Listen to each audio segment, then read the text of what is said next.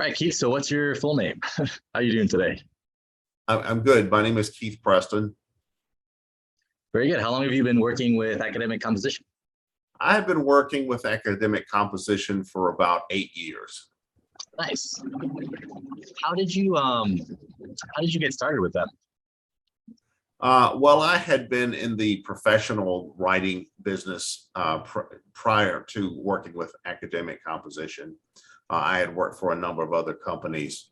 And then when I first discovered academic composition, I was impressed with their quality of their work and organization and general service provided to clients. So I decided to come to work with academic composition.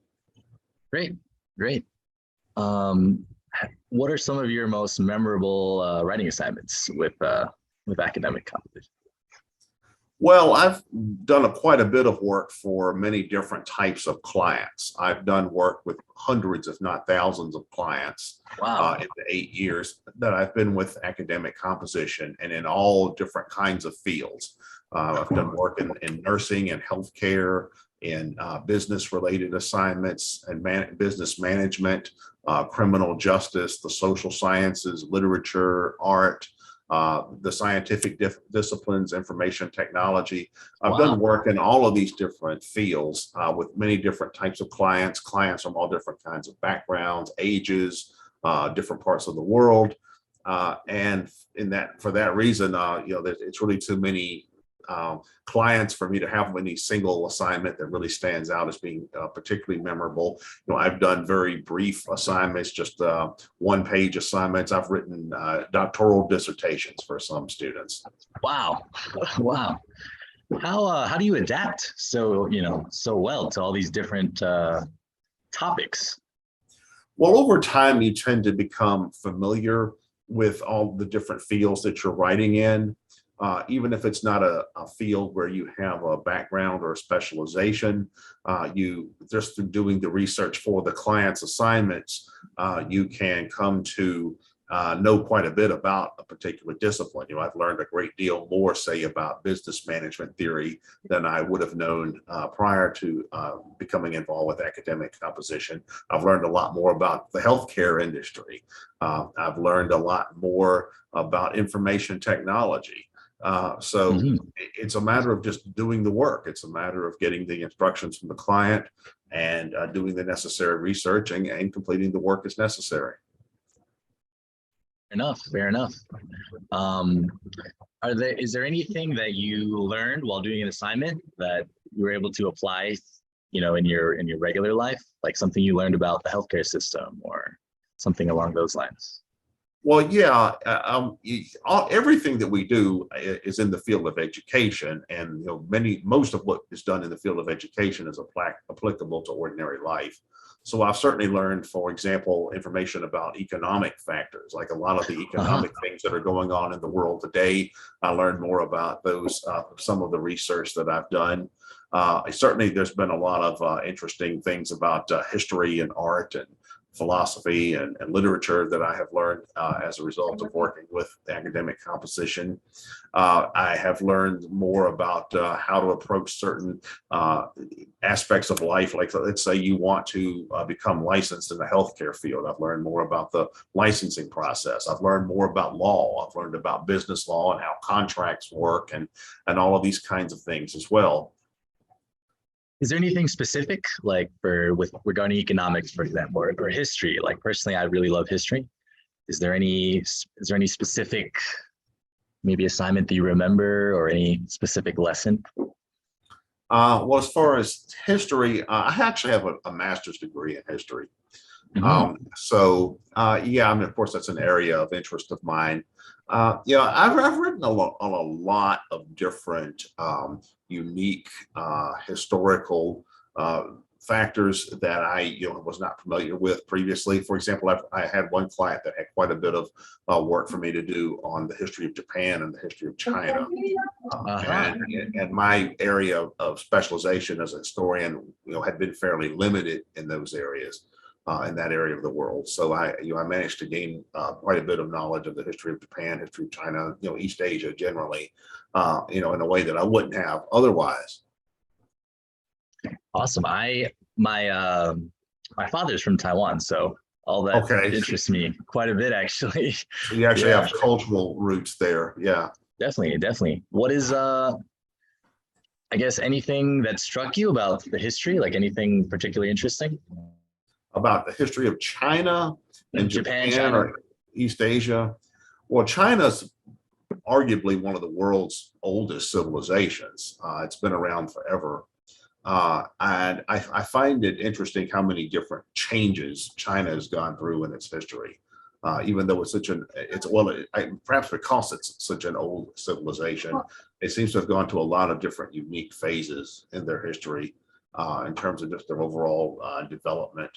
Uh, I found that some of the history of the intellectual culture of China is interesting when you go back and you look at the philosophical traditions that developed in China, like Taoism and like Confucianism and all these you know thinkers from antiquity, like the legalists and agrarians and some of these older thinkers that go back for thousands of years. Right. Many Westerners have never heard of any of this. Chinese religion, I think, is very interesting because it's very unlike Western religion. Japan, the history of Japan is interesting as well. I thought the shogunate period was one of the most interesting periods of Japanese history I've taken a look at. The history of Taiwan is interesting. The history of the relationship between China and Taiwan, which is still an issue today, Yeah, definitely. is one. Yeah. It's interesting you mentioned like the legalists and the Confucianists and the Taoists, because it seems like although maybe some of the Westerners don't realize that it's the same mentality, sort of like it's sort of cyclical. Like a lot of people are very, they don't want to hurt any of the animals, they don't want to mess with nature very much. That's Taoist, or some people are like very letter of the law, like it has to Right. be this punishment based on this. It's like the legalists. So it's kind of interesting that they've almost done it already. Well, all of those during the axial age, which is roughly the 5th through the 9th century BC or BCE, however you want to phrase it. There were a lot of different intellectual currents that developed in different parts of the world during those centuries that mirror each other in many ways. If you compare Chinese philosophy from that time period with Greek philosophy, for example, you see a lot of parallels between Confucius and Aristotle, or between, say, the Taoists and something like Stoicism or Cynicism, or between, say, Plato and the Mohists, or between, say, the Epicureans and something like the Agrarians. It's a very, and then you see parallels to that, as you were saying, in today's world as well. Like you could say that, in Asia or in Greece, like Confucius and then Aristotle were really the first conservatives, and then Epicurus and perhaps maybe the agrarians were really the first liberals, and then maybe the legalists, maybe the legalists and then the sophists were the first fascists or something like that. So all the different belief systems and value systems that people have today really sort of mirror each other in many ways. They mirror these very ancient ideas. It's like they just keep getting reinvented over time. Definitely interesting. Okay, great. So so you mentioned you did history as a master's, did you say? Or Master's. what was your whole educational experience like undergraduate, master's? Where did you go? How did that, how did you enjoy college? I'm older. So I went to college initially in the 1980s.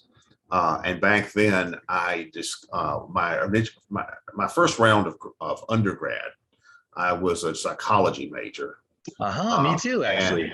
And I actually worked in a mental hospital for a while back in the early 90s. That was my first round of undergrad. My second round of undergrad, I majored in, I had a double major in religion and history. That was in the late 1990s. And then I did another round. I went and did a round of graduate school, and that was in history. And then I also did another round of graduate school after that in social sciences, sociology and criminology and all that. Yeah, so I went through 2 rounds of undergrad and 2 rounds of grad school. So I've written a lot of papers in my career. What a diverse background then. Wow. Yeah, yeah.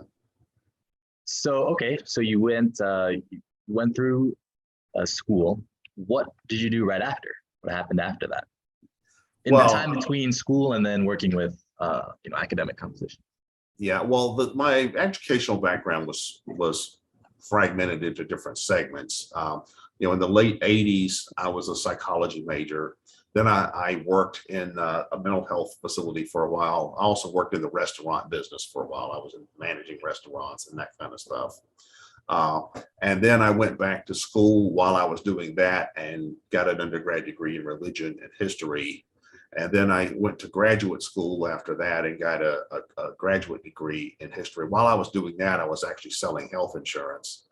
Uh, and then while I went and started working on sociology, criminology. While I was doing that, I was actually working in a business where I was actually an HR and marketing director. And then it was during that time that I started writing papers professionally as well and became a professional freelance writer like I am today. Uh-huh. All right. So let's see. So for someone coming up now, like someone in college now, would you recommend them to follow a similar path to yours? Would you tell them what advice would you have for them? Tell them to diversify, to grab whatever job interests them? What advice would you give for people who, I guess, whose papers you're helping with, who are coming out of college now? I would say that on one hand, don't stress too much about your academic work. Let us handle that for you. I guess that's the first thing, because a lot of what you're doing as an undergrad is just make work. We have to understand the business model that universities and colleges operate on today. What they are essentially business corporations, and their job is to make money, just like any other business. And the way that they do that is they encourage as many students to enroll as possible, and then they encourage students to take out student loans and rack up a large student loan debt and things like that. And then they put them through these academic curriculums, where a lot of which are just make work. And then, then when you graduate, you've got this credential that says, okay, I'm a college graduate now. In many ways, the real education doesn't start until you get to graduate school. Like undergrad is really the new high school. So graduate school is really when you start to do then it gets to a whole new level, and that's when you're starting to really do some serious academic work.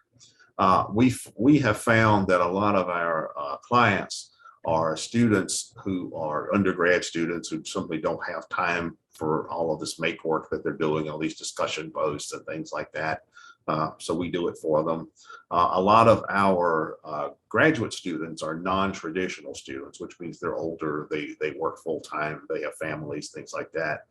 They don't have time to do all of the work that goes into graduate work as well. So that's why they contract out for us to do it for them. Makes sense. Makes sense. Yeah, I think I do a bit of martial arts. So somebody was saying that, your education doesn't start until you get your black belt, something along those lines. Right. Yeah. I guess this is a tough question, but who do you recommend to go to grad school? Because if you're saying that you don't really start until you finish grad school, you said, does that mean that most people should go to grad school, or how do you see that? Well, it depends on what you want to do. I think if you want to have real academic credentials, you've got to get a graduate level degree. Nowadays, an undergrad degree today is the new high school diploma. Like a couple of generations ago, if you had a high school diploma, you could get just an ordinary job. Nowadays, you really need an undergrad degree. But if you really want to advance, you really need graduate level education. Increasingly, more and more jobs require graduate level education. Some things out of technical necessity, other times it's just a credential where employers want to see that you can go to school and do work and things like that. So graduate school is really the new undergrad. Undergrad is the new high school. Graduate school is the new university education on a general level. So if you want to continue to advance professionally and academically, that's what you've got to do. And of course, more and more people are going to graduate school who are what we call non-traditional students. It's not, many of our clients who are graduate students are older people. They're in their 30s, their 40s, even their 50s. Some of them have full-time careers. Some of them are already professional people who work in, say, management and things like that. Some are in the military, some are career military, some have families, have children. So we're used to helping our clients, get the work done that they need to get those credentials. So, for example, some of our clients are in the military, and having graduate education helps them advance their professional career in the military, achieve higher ranks. And we help them get those credentials, even when they don't have time to do all of the legwork that's necessary to get credentials. We help them. We do it for them. Mm-hmm. Sounds good. Great. Okay. So, do you have any writing tips specifically? So let's say 50% of the assignments they're having us do, and then the other 50 they're doing themselves. Are there any things that keep coming up in terms of ways to improve writing based on your experience? First of all, organization is important. You've got to know how to organize a paper. You've got to know how to do all the technical ins and outs, how to number your pages, how to create a title page, how to create a reference page, how to use proper citation styles like Chicago and APA and Turabian, and a lot of clients have problems with that. You've got to know formatting. Exactly, and you've got to know how to compile a bibliography and format that correctly. You need to know how to discern between sources. You need to know what kind of sources are legitimate and which kinds aren't. What kind of sources are appropriate to use in an academic paper. For example, you don't use Wikipedia. It's best not to use popular magazines like, say, People magazine. You want to use scholarly journals, books published by universities and academic publishers. If you're using popular media, it needs to be reliable news sources, not just anything that you've randomly found on the internet. And that's something that a lot of people, trustworthy sources. Exactly. And that's something that a lot of people do have problems with if they're not experienced in writing. Also, just organizing the paper, or knowing how to organize paragraphs, section headers, in-text citations, obviously, as well as footnotes or whatever particular citation model you're using. Transitional sentences from paragraph to paragraph, all of the basic concerns about spelling, grammar, punctuation, and as well as making sure that your paper flows well and that your paper is readable. There's nothing worse than turning in a paper to a professor, and the professor says, well, this person can't write, or this person can't read, or this person can't follow directions. That's not the kind of impression you want to make on your instructors. And those are the things that we help clients with. Plenty of reasons to hire us. Great. Okay, so almost done. I would just say, since you have a lot of experience writing, and what are your favorite authors? What are places that you look for inspiration? What are some of your favorite books, favorite essays, writers? Well, I think a lot of the philosophers that really created the foundations of modernity are interesting, like Machiavelli, Hobbes, the philosophers, the philosophers of the Enlightenment, some of the great thinkers of the 19th century that shaped modern thought: Freud, Marx, John Stuart Mill. Top three thinkers. Nietzsche, I think, is a very interesting thinker. I think probably Machiavelli is very interesting. And probably Marx. There's a sharp contrast in all of their thinking. There's a sharp contrast in all of their thinking, but that's what's interesting about them. You have all these often diametrically opposed worldviews that come out of these different thinkers. Nietzsche, what was Nietzsche's worldview?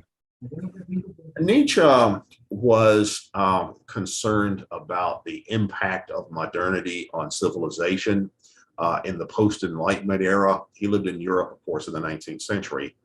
And he thought that it was interesting that the philosophical foundations of Western civilization had largely been uprooted through modern science. And for example, as traditional religion started to increasingly lose credibility, authority of the church, as well as more metaphysical concepts of, say, justice, ethics, like the stuff you find in Plato and all of that. As all of that kind of stuff tended to give way to, say, modern rationalism and empiricism and the scientific outlook of the Enlightenment, he was interested in the cultural impact of that. He said, well, Nietzsche is probably the most well known for talking about what he called the death of God. And what he meant was, if the authority of the church or of religion, or just having Christianity as the cultural center of Western civilization, if that is uprooted and goes away, what's left? What are we going to do? Because he applied this to traditional Western philosophy generally, not just religion. He also argued that the metaphysical basis of some of the older philosophical systems that you find in, say, Greek philosophy have been uprooted as well. So he's like, what are people going to do when they no longer have these this religious, metaphysical, philosophical foundation that sort of orders their way of thinking and then orders society and culture and things like that? And he one thing that Nietzsche predicted is that new philosophies would come along and that they would clash with each other for dominance. And we saw that actually being played out. Nietzsche was writing in the 19th century, and in the 20th century, we actually saw that being played out when you had the great wars between, say, fascism and communism and democracy and capitalism and all these different isms that became influential in the 20th century. Nietzsche would have said, well, those are just new religions. All of those are just new ways of thinking that which people want to order a society. And like the World War II is essentially a religious conflict between new religions. Just like in older societies, Protestants and Catholics might fight, or some parts of the world today still you see, say, Shia Muslims or Sunni Muslims, or Hindus or Muslims in South Asia.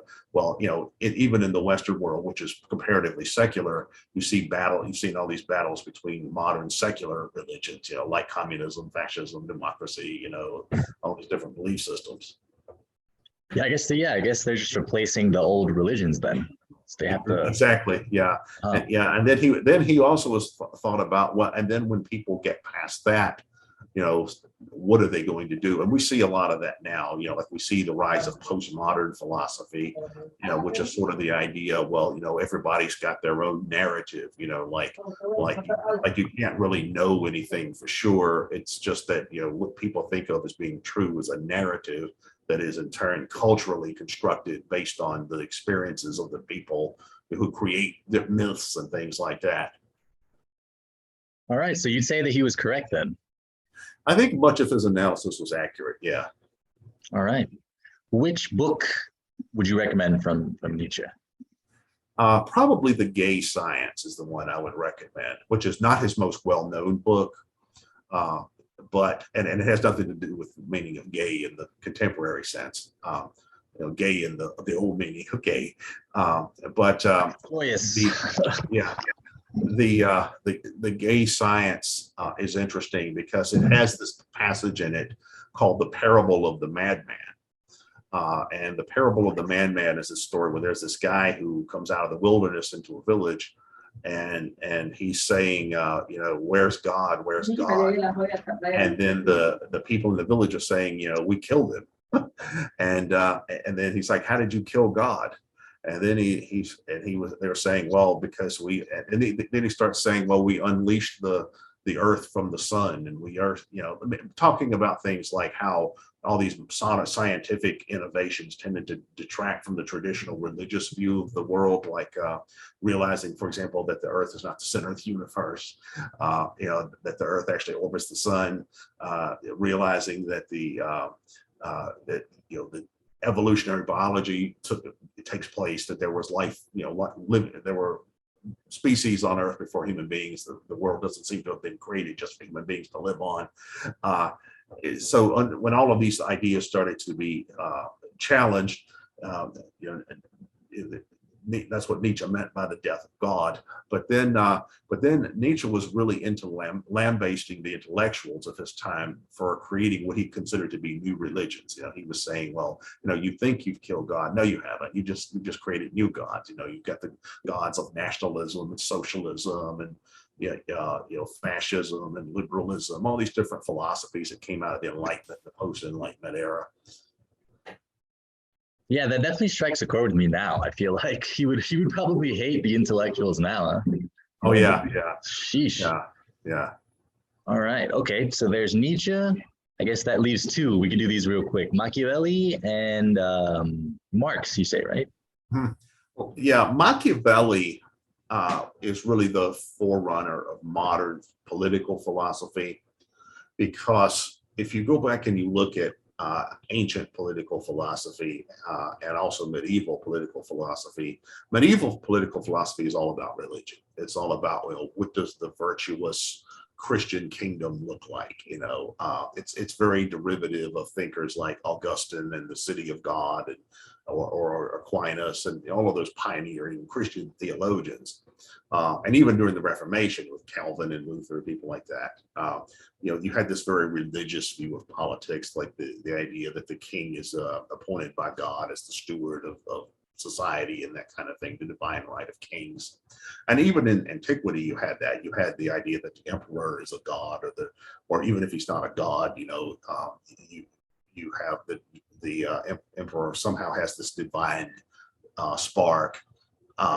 And you know, of course, you had thinkers like Plato who argued that, you know, that in favor of these metaphysical ideas of ethics and morals and justice and philosophical concepts. But what was interesting about Machiavelli is that his analysis of statecraft was simply based on the idea of power, like the way politics works in real life. When you strip it from away all these ideals and all this, you know, metaphysical layers, it's just about, it's no different than gang warfare. It's no different than the mafia or something like that. It's just about power and who holds it. You know, like Kelly. Right. Like in The Prince and some of other Machiavelli's works, he's saying, you know, look, if you're the ruler, before you can be virtuous, however you define that, you first got to hold on to power. It doesn't matter, you know, what else you do if somebody puts you out of power. So you need to hold on to power by any means necessary. That means if you kill your opponents, well, that's what you do. Or if you know, it's I mean, he didn't advocate just psychopathic violence for its own sake. Machiavelli's often misinterpreted as saying, well, he would glorify figures like, say, Hitler and, you know, Pol Pot or characters like that. No, in fact, he would probably be critical of some of those guys as just way overdoing it. For example, you know, he'd say he was interested in the practicality of it, as you were saying. It's all about practical politics. How do you gain power? How do you maintain it? I see. Which is separate from ethics and morals, but then it's not just, you know, it's not just being psycho for its own sake. Gotcha. Makes sense. Okay. Do you generally agree with his writings? I think he understands the essence of statecraft pretty well. Yeah. Great. Now, as far as Marx was interesting.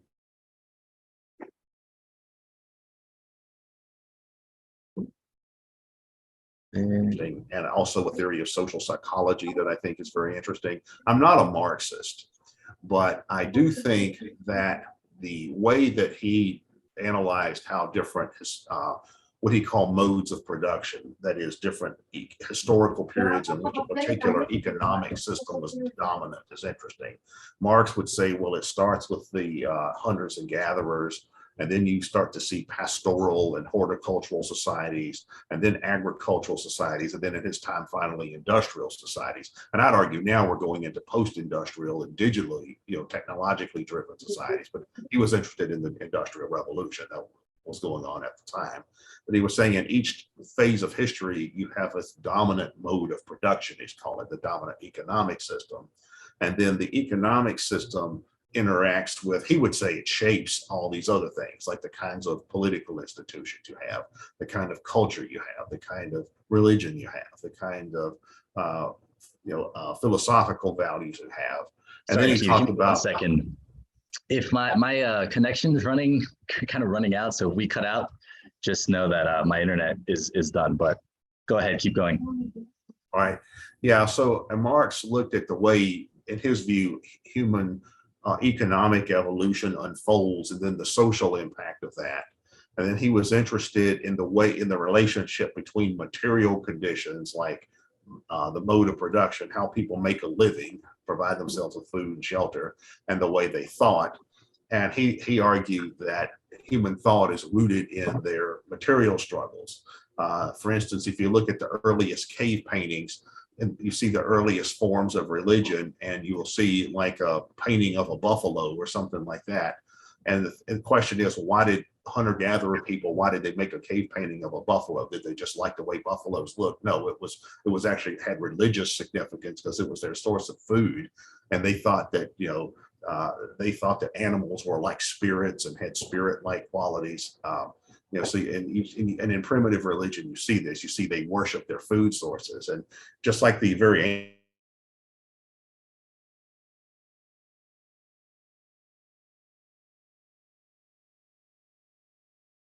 Se me fue el internet.